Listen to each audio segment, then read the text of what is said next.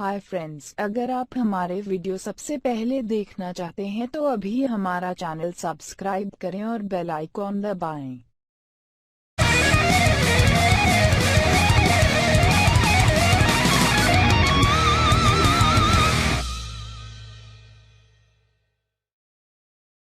क्या मनमोहन सही और मोदी गलत साबित हुए? चीन और जापान के बाद एशिया की तीसरी सबसे बड़ी अर्थव्यवस्था भारत की कमजोर होती सेहत की चर्चा दुनिया भर के मीडिया में हो रही है। जब 2014 में सत्ता परिवर्तन हुआ और नरेंद्र मोदी प्रधानमंत्री बने तो अर्थव्यवस्था को गति मिलने की उम्मीद जताई जा रही थी। 2016 में भारत की अर्थव्यवस्था करीब 7% की दर से बढ़ी। आज की तारीख में यह 4 सालों में अपने सबसे निचले स्तर पर पहुंच गई है। अभी 5.7% की दर से भारतीय अर्थव्यवस्था बढ़ रही है। इसे लेकर सरकार की चिंता बढ़ गई है। विपक्ष भी हमलावर हो गया है।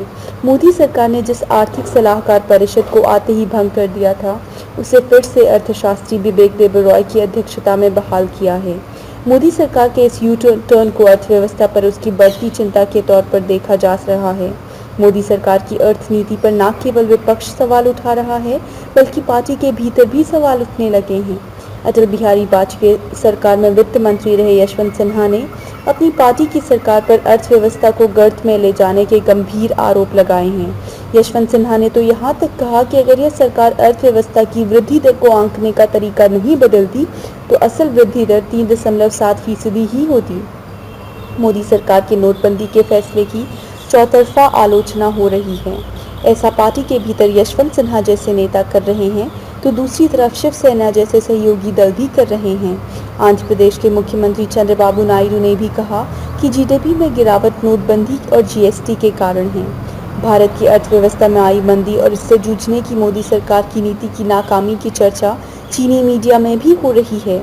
चीन की सरकार अखबार ग्लोबल टाइम्स ने मोदी सरकार के कथित दोहरे रवैये की कड़ी आलोचना की है।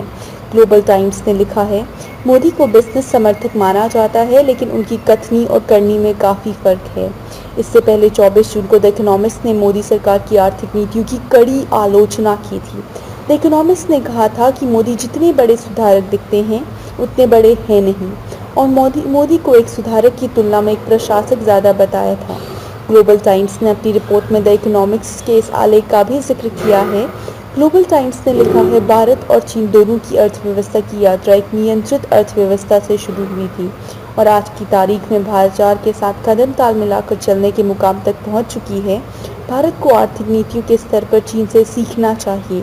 मोदी को छोटे स्तर स्थायी नीतियों को स्थापित करने की कोशिश करनी चाहिए और अचानक से हैरान होने वाले फैसलों से बचने की ज़रूरत है।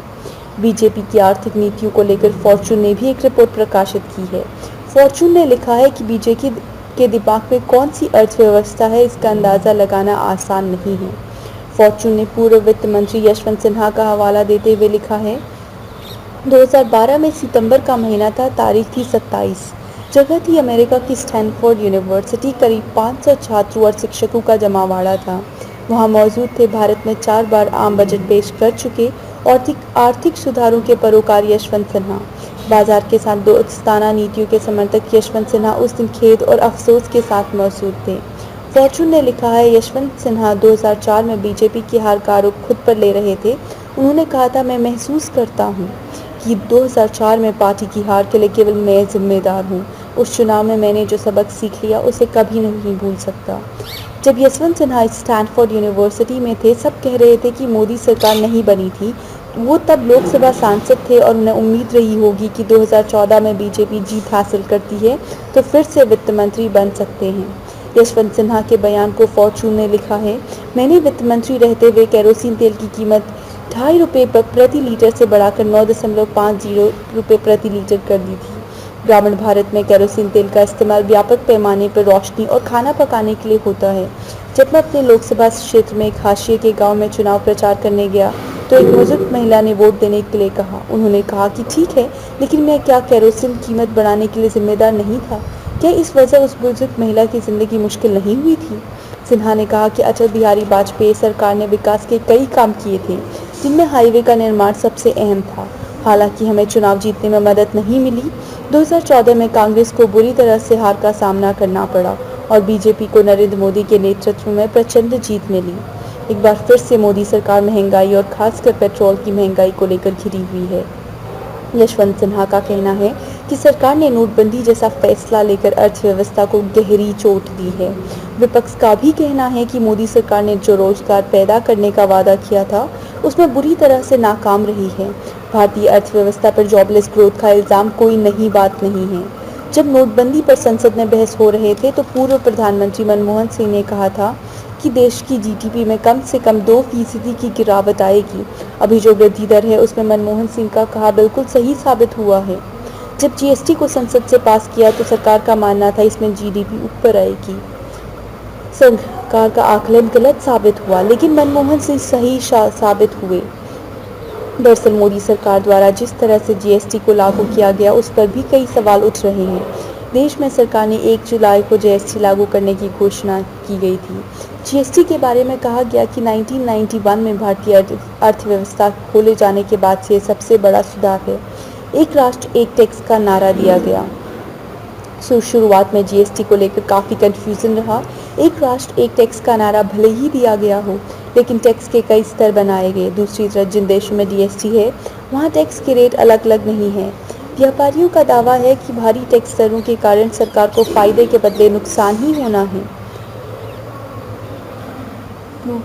ब्लूमबर्ग ने लिखा है, भारत की करेंसी और ब्रांड मार्केट पर संकट के बादल मंडरा रहे हैं। विदेशी शेयर मार्केट से अपना ब्रांड बेच रहे हैं। भारतीय बाजार पर लोगों का भरोसा कम हो रहा है। इससे अर्थव्यवस्था में और गिरावट की आशंका बढ़ गई है। आने वाले वक्त में रुपया डॉलर के मुकाबले और कमजोर पड़ सकता है। माइंड द न्यूज रूम की रिपोर्ट।